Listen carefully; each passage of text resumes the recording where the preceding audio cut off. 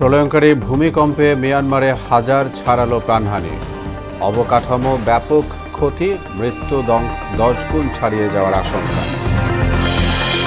বাংলাদেশকে দারিদ্র্যমুক্ত করার লক্ষ্যে কাজ চলছে বললেন প্রধান উপদেষ্টা। চীনের পিকিং বিশ্ববিদ্যালয় থেকে সম্মানসূচক ডক্টরেট ডিগ্রি গ্রহণ। ঈদ উপলক্ষে বাস ট্রেনে সদল বলে বাড়ি ফিরছে মানুষ, সরকারের উদ্যোগ ছিল বলেই স্বস্তির যাত্রা বললেন স্বরাষ্ট্র উপদেষ্টা। এবং জাতীয় ঈদগাহের প্রস্তুতি সম্পন্ন, প্রধান জামাত হবে 8:30টায়। প্রতিকূল আবহাওয়ায় বিকল্প বায়তুল মোকাররমের মসজিদ।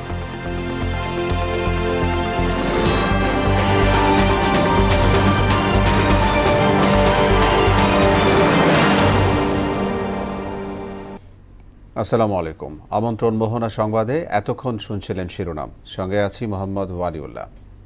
এবার বিস্তারিত। শক্তিশালী ভূমিকম্পের তাণ্ডবে মিয়ানমারে এখন পর্যন্ত 1000 জনের মৃত্যুর খবর মিলেছে, আহত 1500-এর বেশি মানুষ। মার্কিন সংস্থা USGS এর তথ্য অনুযায়ী মিয়ানমারে প্রাণহানি 10,000 ছাড়িয়ে যাবে, আর ক্ষয়ক্ষতি $1,000 কোটি বেশি। এদিকে থাইল্যান্ডে ভূমিকম্পে নিহত হয়েছে 6 জন। বিস্তারিত কাজী শাহরিনের ডেস্ক রিপোর্টে। ভূমিকম্পের তাণ্ডবে লণ্ডভণ্ড হয়ে গেছে মিয়ানমার ও থাইল্যান্ডের বিভিন্ন শহর। 7.7 মাত্রায় শুক্রবার আঘাত হানে ভূমিকম্পটি। এতে শুধু মিয়ানমারেই প্রাণহানি ছাড়িয়ে গেছে 1000-এ, আহত বহু মানুষ। এমন তথ্য প্রকাশ করেছে বিভিন্ন আন্তর্জাতিক গণমাধ্যম।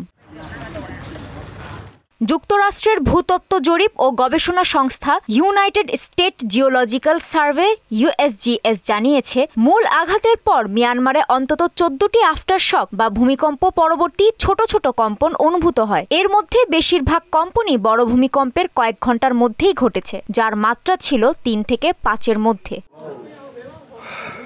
ভূমিকম্প বিষয়ক একটি বিবৃতিও প্রকাশ করেছে USGS। তারা জানায়, মিয়ানমারের ভূমিকম্পে 10,000-এর বেশি মানুষ মারা যাওয়ার সম্ভাবনা রয়েছে।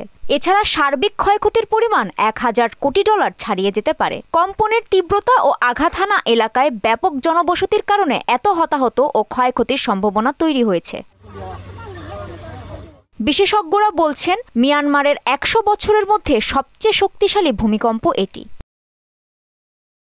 ভূমিকম্পে থাইল্যান্ডেও ব্যাপক ক্ষয়ক্ষতি হয়েছে। লণ্ডভণ্ড হয়ে গেছে অনেক ঘরবাড়ি। সেখানে 6 জনের মৃত্যু হয়েছে, আহত 22 জন, এখনও নিখোঁজ শতাধিক। কাজী শাহরিন, মোহনা সংবাদ। তরুণদের লক্ষ্য নতুন বাংলাদেশ গড়া, এমন মন্তব্য করে প্রধান উপদেষ্টা প্রফেসর মোহাম্মদ ইউনূস বলেছেন, দেশ থেকে দারিদ্র্য দূর করা হবে প্রধান অগ্রাধিকার। সকালে চীনের পিকিং বিশ্ববিদ্যালয়ে সম্মানসূচক ডক্টরেট ডিগ্রি গ্রহণের পর দেয়া বক্তব্যে এসব কথা বলেন প্রধান উপদেষ্টা। চাকরির উপর নির্ভর না করে তরুণদের উদ্যোক্তা হওয়ার আহ্বানও জানান তিনি। আরও জানাচ্ছেন কাজী পাপ্পু। প্রধান উপদেষ্টা ডক্টর মোহাম্মদ ইউনূসের চীন সফরের সবচেয়ে আলোচিত শি জিনপিং এর সঙ্গে বৈঠক। এছাড়া দেশটির সরকারের গুরুত্বপূর্ণ মন্ত্রীদের সৌজন্য সাক্ষাতের পাশাপাশি ব্যবসায়ী গ্রুপের সঙ্গে আলোচনা হয় ডক্টর ইউনূসের। সফরের শেষ দিনে তাকে সম্মানসূচক ডক্টরেট ডিগ্রি প্রদান করে চীনের পিকিং বিশ্ববিদ্যালয় PKU। শনিবার সকালে বিশ্ববিদ্যালয়টিতে পৌঁছান প্রফেসর মোহাম্মদ ইউনূস। বিশ্ববিদ্যালয়টিতে ভাষণ দেন তিনি। অভ্যুত্থান পরবর্তী প্রেক্ষাপট এবং বাংলাদেশ ঘিরে তরুণদের স্বপ্ন তুলে ধরে প্রধান উপদেষ্টা বলেন, সামনে এগিয়ে যাওয়ার পথে অসংখ্য বাধা, তা কাটিয়ে উঠতে দেশের সব নাগরিকদের অংশগ্রহণ জরুরি।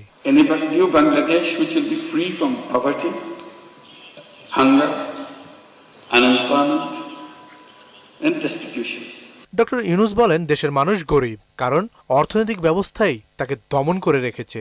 জনগণের সকল সমস্যার মূলে এটি। We are embarked on a series of reforms to make governance transparent and democratic, to ensure economic policies which are inclusive, and to guarantee that every individual has equal opportunity to flourish. Our goal is definite. Our work plan is exhaustive. For building a stronger and more resilient Bangladesh, কেবল চাকরির আশায় বসে না থেকে উদ্যোক্তা হওয়ার মানসিকতা তৈরি করতে তরুণদের প্রতি আহ্বান জানান প্রধান উপদেষ্টা। Human beings are not born to become job seekers. Job is a wrong idea. Human beings are creative beings. They enjoy doing creative things.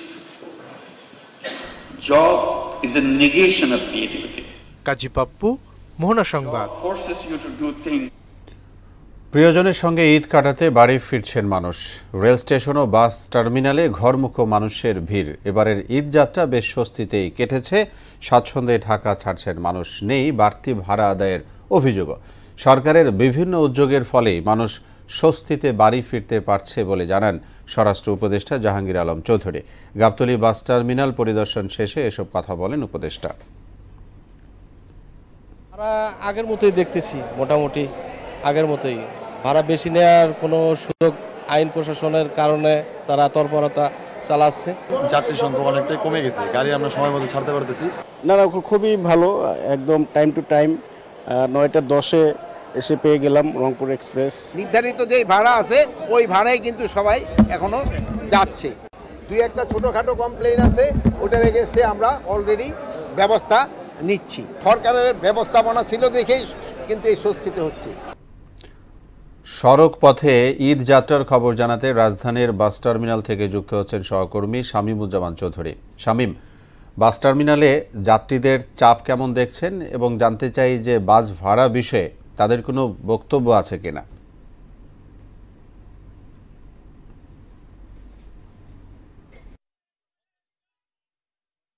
স্বজনদের সঙ্গে ঈদ করতে কিন্তু শেষ সময়ে বাড়ি ফিরছেন নগরবাসী।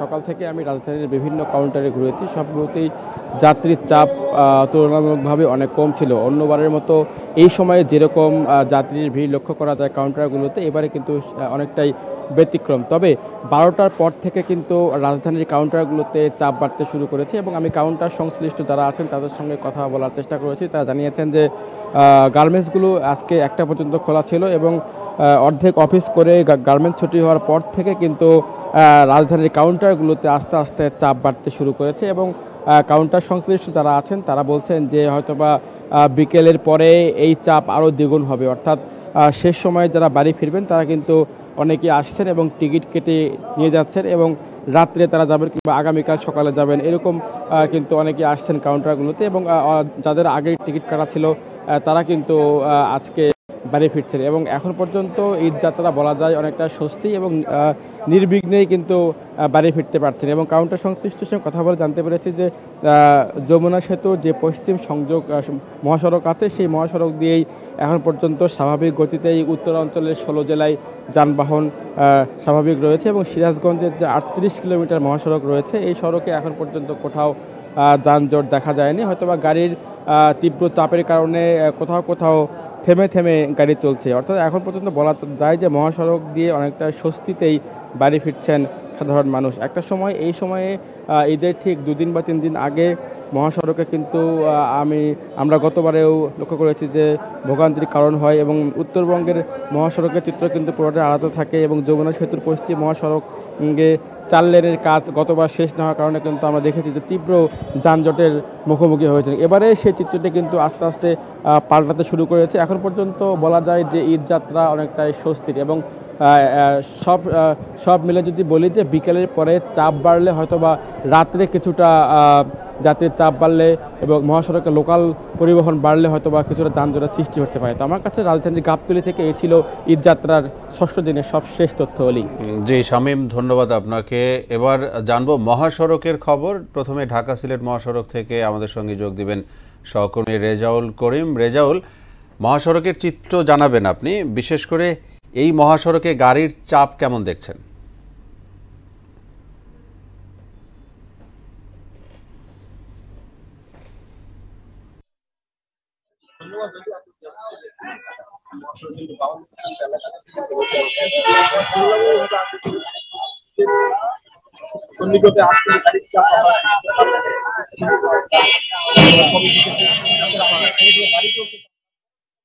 পর থেকে গাড়ির চাপটা একটু বেশি বৃদ্ধি পেয়েছে। সকাল থেকে গাড়ির চাপ কম থাকতো, ঘন্টা পর থেকে বৃদ্ধি পেয়েছে। আমরা কিন্তু দেখেছি এখানে কিন্তু গাড়ির যানজট ধীরে ধীরে কিন্তু ট্রাফিক কাজ করছে। সাধারণ নাগরিকের সাথে কথা বলবো। আসলে আপনি তো যাচ্ছি বা গাড়ি করেন, তাই গাড়ির সম্বন্ধে যাতায়াত ব্যবস্থা কেমন মনে করছেন? আসসালামু আলাইকুম। এবার এই যাত্রা স্বাভাবিক মানুষের মানুষজন সাহায্য রাখছে, সাহায্য সব বিভিন্ন সংস্থায় কাজ করছে। সারা দেশের অবস্থা ভালো, কিন্তু তার মধ্যে মাদকের অবস্থা একটু ভিন্ন রকম। এর বিভিন্ন কারণ রয়েছে, যেমন মাদক দিয়ে এই রাস্তাটা সংস্কার করা হচ্ছে, এই সাথে ফলাই রাখা যতটা স্বাভাবিক হচ্ছে না, কারণ মানুষ স্বাভাবিকভাবে রাস্তায় একটা গাড়ি আসতে স্থান, একটা গাড়ি আসলে দাঁড়াইলে আর একটা গাড়ি পাঠাতে পারছে না, তার জন্য থেকেই থাকে। আবার অন্য কারণে রাস্তা আছে, যে রাস্তার কারণে গাড়ি অটো বিভিন্ন ধরনের যানবাহন হঠাৎ করে রাস্তায় ঢুকে যাওয়ার কারণে যানজটের সৃষ্টি হয়। এর জন্য মানুষ ভোগান্তিতে আছে। ধন্যবাদ। আসলে আপনি যেমনটি বলেন, ওদের কিন্তু মাদক যে সমস্যাটা গুলো আমি বিগত সময় বলেছি, যে আসলে এই যে রাস্তার উৎকৃষ্ট যে ফেলে রাখা হয়, সেটা নিয়ে কিন্তু যাত্রীদের অনেক কমপ্লেন রয়েছে, ভোগান্তি রয়েছে। আসলে আপনি যেখানে স্থানীয় নাগরিক, এখানে কি দেখতে পাচ্ছেন? বিগত দিনে আপনার রাস্তার যে খরচ ছিল অনেক বড় ছিল, এটা কিন্তু মাতুদ্দি ঢাকা সিলেট মহাসড়কের মেন মহান কেন্দ্র। এটা হলো গিয়া সারা বিশ্বের নাম করা টেকাত্তর বাবুরা কাপড়ের ব্যবসার জন্য। তার কারণে এই মাতুদ্দি বাস স্ট্যান্ডটা অনেক জটিলতা কাজ করে, কিন্তু মাতুদ্দি বাস স্ট্যান্ডে এই ঢাকা সিলেট মহাসড়কে এই সিএমবি ভাঙা যে রাস্তার যে ভাঙাভাঙি ছিল, তার কারণে তারা অল্প কিছু কাজ করে। কিন্তু অল্প কিছু কাজ করলে কি হবে, আগে তো লোকাল গাড়ির যে লাইন ছিল। ধন্যবাদ। আসলে একটু আপনাকে জানিয়ে রাখি, এখানে একজন ট্রাফিক কর্মকর্তা রয়েছে, কিন্তু আসলে নিরিবিলি কি ব্যবস্থা নিয়েছেন যদি বলছেন? এই ঈদযাত্রা উপলক্ষে আমাদের মাননীয় পুলিশ সুপার মহোদয় বিভিন্ন রকম টিম গঠন করছে, ট্রাফিকের জন্য টিম গঠন করছে। সেখানে 6জন সকাল থেকে রাত অব্দি পর্যন্ত, এবং আমাদের বিভিন্ন পয়েন্টে পুলিশ সুপার মহোদয় তার পুলিশ লাইন থেকে প্রায় 5-7 জন করে বিভিন্ন পয়েন্টে অতিরিক্ত প্রশাসন করছে। আর আমরা নিরলসভাবে চেষ্টা করতেছি এবার শুভ হোক আর সবার জন্য। ধন্যবাদ আপনাকে। আসলে আপনি শুনলেন, নতুন জমা পুলিশ এবং কিন্তু আসলে নির্বিঘ্ন। জি রেজাউল, ধন্যবাদ। এবার দক্ষিণবঙ্গের ঈদযাত্রার খবর জানবো। পদ্মা সেতু টোল প্লাজা এলাকায় আছেন সহকর্মী মোহাম্মদ সুজন। সুজন, টোল প্লাজার কি অবস্থা বলবেন? বাস ট্রাক সহ মোটরসাইকেলের চাপ কেমন দেখছেন? ঢাকা মহাসড়কের চিত্র কি?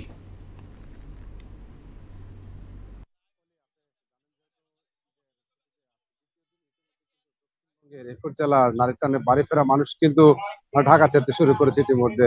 আমি যদি ঢাকা মহা এক্সপ্রেস এর কথা বলি, এই মুহূর্তে দাঁড়িয়ে আছে পদ্মা সেতু যে টোল প্লাজা, সেই টোল প্লাজা যদি সার্বিক চিত্র বলি, বেলা বাড়ার সাথে সাথে কিন্তু যাত্রীদের চাপ বেড়েছে, পাশাপাশি মোটরসাইকেলের, ব্যক্তিগত গাড়ি, বাস, প্রাইভেট গাড়ি, এইসব গাড়ির কিন্তু চাপ বেড়েছে। তাদের সাথে কথা বলেছিলাম, যাত্রীদের সাথে তারা যেমনটি বলেছেন যে বিগত সময় যে ঈদে বাড়ি ফেরার যে দুর্ঘটনা ঘটছিল রাস্তাঘাটে, সেরকম কিন্তু পরিবেশ কিন্তু ছিল না।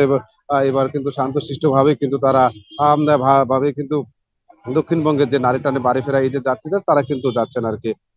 তারা একটু অভিযোগ করেছেন, যেহেতু যাত্রীরা ছিলেন, তারা বলছেন যেহেতু ভাড়া সবসময় সে একটু বেশি ভাড়া নিচ্ছে। তারা বলছেন যেহেতু ভাড়ার বিষয়টা যদি তারা সরকারি ভাবে প্রশাসনিক ভাবে তদারকি করতো, তাহলে হয়তো বা তারা আরো স্বস্তিতে ঈদের যাত্রা বাড়ি ফিরতে পারতো। আরেকটা যদি বলি যে পদ্মা সেতু গত 24 ঘন্টা টোল আদায় হয়েছে 4,25,00,000 টাকা, কিন্তু পদ্মা সেতু যে গত 24 ঘন্টা টোল আদায় হয়েছে ইতিমধ্যে কথা বলেছিলাম তাদের সাথে, তারা বলছেন যেহেতু এবার প্রায় আর আগামী 24 ঘন্টায় কিন্তু আরো টোল আদায় হওয়ার সম্ভাবনা বেশি রয়েছে। তাই এক কথা বলা যায়, ঢাকা মাওয়া এক্সপ্রেস যে যাত্রীরা নারী টানে বাড়ি ফেরা 21 জেলা যাত্রীদের কিন্তু স্বাভাবিকভাবে নির্বিঘ্নে কিন্তু বাড়ি পৌঁছানো যেতে যাচ্ছে বলে এমনটা ধারণা হচ্ছে। আর বেলা বাড়ার সাথে সাথে হয়তো বা যানজট একটু বৃদ্ধি পেতে পারে। তো এই ছিল পদ্মা সেতু টোল প্লাজা আমার কাছে সর্বশেষ। জি সুজন, ধন্যবাদ আপনাকে আমাদের সঙ্গে যোগ দেওয়ার জন্য।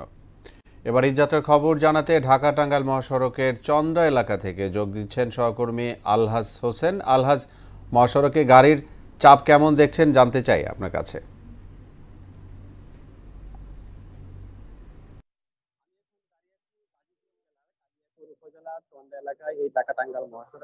আপনি জানেন যে গত কয়েকদিন যাবতীয় কিন্তু এই ঢাকা টাঙ্গাইল মহাসড়কে যে যানবাহনের চাপ ছিল এবং যাত্রীদের উপলব্ধ করা যে ভিড় ছিল, কিন্তু আজ কিন্তু অন্যরকম একটি চিত্র দেখা যাচ্ছে। কিন্তু যাত্রীদের চাপ কিন্তু দ্বিগুণই রয়েছে, কিন্তু যানবাহনের যে চাপটা কিন্তু কম, যানবাহন কিন্তু মহাসড়কে কম রয়েছে, যার কারণে কিন্তু যাত্রীরা ভোগান্তিতে হতে হচ্ছে। আপনাকে একটা বিষয়ে জানিয়ে রাখতে চাই যে যানবাহন কম থাকায় কিন্তু যে অতিরিক্ত যে ভাড়া নেওয়া হচ্ছে, যার কারণে যে যাত্রীরা কিন্তু বিভিন্ন ভাবে যে ছাদে করে এবং কাবার ব্যান করে তারা প্রিয়জনদের সাথে ঈদ পাকাপাকি করার জন্য যাচ্ছে। আপনাকে আরেকটা বিষয়ে জানিয়ে রাখতে চাই যে ঢাকা টাঙ্গাইল মহাসড়কে যে 22টি পয়েন্টে কিন্তু আইন শৃঙ্খলা মাঠে কাজ করছে, যাতে করে নির্বিঘ্নে এবং স্বাচ্ছন্দ্যে এবং যাত্রীরা তাদের গন্তব্যস্থলে পৌঁছাতে পারে এবং এর জন্য এবং সার্বক্ষণিক ভাবে এবং পুলিশ মাঠে কাজ করতেছে। কিন্তু এখন পর্যন্ত ঢাকা টাঙ্গাইল মহাসড়কে এখন যানজট নেই বললেই চলে এবং যাত্রীদের ভিড় রয়েছে। এই ছিল গাজীপুরের কালিয়াকৈর থেকে সর্বশেষ পরিস্থিতি। জি আলহাজ, ধন্যবাদ আপনাকে আমাদের সঙ্গে যোগ দেওয়ার জন্য। জাতীয় ঈদগাহে ঈদের জামাত হবে সকাল 8:30টায়। বৈরী আবহাওয়া থাকলে প্রধান জামাত হবে সকাল 9টায় বাইতুল মোকাররম মসজিদে। সেখানে অংশ নেবেন রাষ্ট্রপতি মোহাম্মদ শাহাবুদ্দিন ও প্রধান উপদেষ্টা ডক্টর মোহাম্মদ ইউনুস। সকালে ঈদগাহ মাঠ পরিদর্শন শেষে এসব কথা জানান ঢাকা দক্ষিণ সিটি কর্পোরেশনের প্রশাসক মোহাম্মদ শাহজাহান মিয়া। বলেছেন, ঈদ জামাতে এবার 35,000-এর বেশি মানুষ অংশ নেবে। মহিলাদের জন্য আলাদা ব্যবস্থা রাখা হয়েছে। জামাতের নিরাপত্তা নিয়েও কোনো ঘাটতি হবে না। ঈদ সামনে রেখে বৈদেশিক মুদ্রা বাজারে স্থিতিশীলতা ফিরে এসেছে।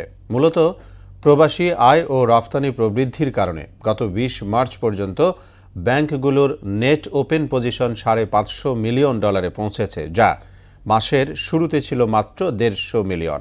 আবার আগের মতো রেমিটেন্স ডলার কেনার প্রতিযোগিতা না থাকাও বাজার স্থিতিশীল হওয়ার একটি কারণ বলে জানান ব্যাংক সংশ্লিষ্টরা। ডেস্ক রিপোর্টে বিস্তারিত। প্রবাসী আয়, যাকে বলা হয় দেশের অর্থনীতির অন্যতম প্রধান চালিকা শক্তি, এটি বৈদেশিক মুদ্রার সরবরাহ যেমন বাড়ায়, তেমনিভাবে মুদ্রাস্ফীতি নিয়ন্ত্রণ ও ব্যাংকিং খাতের স্থিতিশীলতা রক্ষায় ভূমিকা রাখে। কেন্দ্রীয় ব্যাংকের তথ্যমতে প্রবাসী আয় বাড়ায় গেল 6 মাসে, অর্থাৎ 27 মার্চ পর্যন্ত বৈদেশিক মুদ্রার রিজার্ভ দাঁড়িয়েছে $25.44 বিলিয়ন। তথ্যমতে মার্চ মাসের প্রথম 26 দিনে ব্যাংকিং চ্যানেলে $294 কোটি মার্কিন ডলার রেমিটেন্স এসেছে, যা গত বছরের একই সময়ের তুলনায় 82% বেশি। মাস শেষে এই অঙ্ক $300 কোটি ছাড়িয়ে যাবে, যা হবে দেশের ইতিহাসে এক মাসে সর্বোচ্চ রেমিটেন্স প্রবাহ। ব্যাংকিং সূত্র বলছে, রেমিটেন্স বাড়তে থাকায় কমছে ডলার সংকট। বাজারে আগের মতো ডলার কেনার প্রতিযোগিতাও নেই। বর্তমানে আন্তঃব্যাংক ডলারের বিনিময় হার 122 টাকা। ঈদ ঘিরে নগদ টাকার চাহিদা থাকলেও ব্যাংকে নেই তারল্য ঘাটতি। রপ্তানি উন্নয়ন ব্যুরোর সবশেষ প্রতিবেদন অনুসারে গেল ফেব্রুয়ারিতে বেড়েছে তৈরি পোশাক, কৃষি প্রক্রিয়াজাত পণ্য, প্লাস্টিক পণ্য, হিমায়িত খাদ্য এবং চামড়া ও চামড়াজাত পণ্যের রপ্তানি। আবার রাজনৈতিক অস্থিরতা না থাকায় এবং কেন্দ্রীয় ব্যাংকের কঠোর তদারকিতে কমেছে হুন্ডির প্রবাহ। সব মিলিয়ে ব্যাংকিং চ্যানেলে রেমিটেন্স বেড়ে যাওয়ায় চাঙ্গা হয়েছে বৈদেশিক মুদ্রা বাজার। মোহাম্মদ ওয়ালিউল্লাহ, মোহনা সংবাদ। একটি গোষ্ঠী সংস্কারের নামে নির্বাচন পিছিয়ে দেওয়ার অপচেষ্টা চালাচ্ছে বলে অভিযোগ করেছেন বিএনপির ক্রীড়া বিষয়ক সম্পাদক ও ঢাকা মহানগর উত্তর বিএনপির আহ্বায়ক আমিনুল হক। একটি মহল দেশকে অস্থিতিশীল করতে নানা ষড়যন্ত্র করছে বলেও অভিযোগ করেন তিনি। সকালে রাজধানীর পল্লবী থানা যুবদলের আয়োজনে ঈদ উপহার বিতরণ অনুষ্ঠানে এসব কথা বলেন আমিনুল হক। আরও জানাচ্ছেন হুমায়ুন কবির।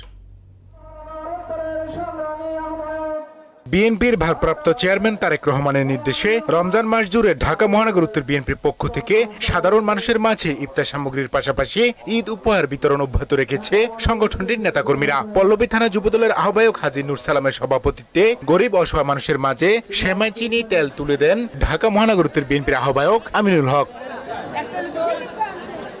প্রধান অতিথির বক্তব্যে তিনি বলেন, আওয়ামী লীগ সরকার গত 17 বছর জনগণ থেকে বিচ্ছিন্ন ছিল। বিএনপি জনগণের দল, মানুষের কল্যাণ করাই দলটির প্রধান লক্ষ্য। গত 17 বছর দেখেছি স্বৈরাচার শেখ হাসিনাকে, তারা বাংলাদেশের জনগণ থেকে বিচ্ছিন্ন ছিল। তারা আপনাদের ধারে কাছে কেউ আসে না। বিএনপি যখনই ক্ষমতায় এসছে সবসময় সাধারণ মানুষের পাশে থেকে সাধারণ মানুষের সাথে আলোচনা করে আমাদের রাষ্ট্র পরিচালনা কর্ম পরিকল্পনা করেছে। একটি গোষ্ঠী সংস্কারের নামে নির্বাচন পিছিয়ে দেওয়ার অপচেষ্টা করছে বলে অভিযোগ করেন তিনি। সংস্কার চলমান প্রক্রিয়া, কিন্তু বাংলাদেশের মানুষ একটি অবাধ, সুষ্ঠু, নিরপেক্ষ নির্বাচন দেখতে চায়। সেই নির্বাচনের জন্য বাংলাদেশের মানুষ মুখিয়ে আছে যে কখন তার নাগরিক অধিকার, ভোটের অধিকার তারা প্রয়োগ করবে। কিন্তু একটি মহল, একটি গোষ্ঠী সংস্কারের নামে নির্বাচনকে পিছিয়ে দেওয়ার একটি অপচেষ্টা করছে। সকল ষড়যন্ত্র মোকাবেলা করে ঐক্যবদ্ধভাবে একটি মানবিক বাংলাদেশ গড়ে তোলা হবে বলেও জানান বিএনপি নেতা আমিনুল হক। দেশীয় একটি অস্থিতিশীলতা তৈরি করার জন্য একটি চক্র কাজ করে যাচ্ছে, কিন্তু আপনারা যদি সতর্ক থাকেন, আমরা যদি সতর্ক থাকি, আমরা যদি ঐক্যবদ্ধ থাকি, তাহলে কোনো ষড়যন্ত্র বাংলাদেশের মানুষের আর কোনো ক্ষতি করতে পারবে না। হুমায়ুন কবির, মোহনা সংবাদ, ঢাকা। এবার খেলার খবর। পারফরমেন্সের নিম্নমুখী গ্রাফের কারণে ব্রাজিল প্রধান কোচ দরিভাল জুনিয়রকে বরখাস্ত করল ব্রাজিল ফুটবল ফেডারেশন। আর্জেন্টিনার বিপক্ষে 4 গোলে বিধ্বস্ত হওয়ার পরই গুঞ্জন উঠে তাকে বরখাস্ত করার। অবশেষে ফলাফলটাও চলে এলো 1 সপ্তাহের মধ্যেই। দরিভাল অধ্যায়ের ইতি টানে সিবিএফ। তার কোচিং ক্যারিয়ারে কোপা আমেরিকার কোয়ার্টার ফাইনাল থেকে বিদায়, 16 বছরের প্রথমবারের প্যারাগুয়ের কাছে হার, ইতিহাসে প্রথমবার হোম অ্যান্ড অ্যাওয়েতে আর্জেন্টিনার কাছে হার। সব মিলিয়ে দরিভাল অধ্যায়ে সাফল্য ছিল খুবই কম। তার অধীনে 16টি ম্যাচের মধ্যে 7টিতে জয়, 6টিতে ড্র এবং 3টিতে হার হয়। এ ছিল এখনকার মতো সংবাদ। শেষ করব তার আগে শিরোনামগুলো জানাবো আরও একবার।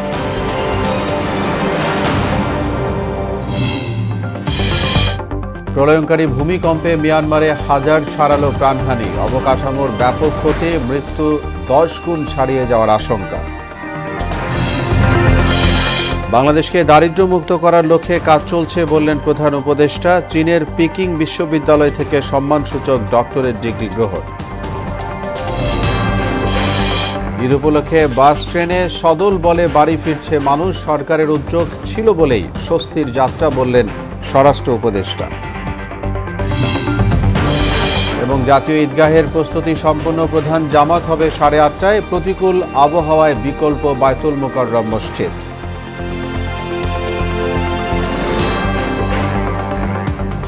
সবাইকে আবারও শুভেচ্ছা। পরবর্তী সংবাদ বিকেল 5:30টায়। এর আগে সংবাদ এক নজরে দেখবেন বেলা 3টায়। মোহনার সবশেষ খবর জানতে ভিজিট করুন www.mohana.tv।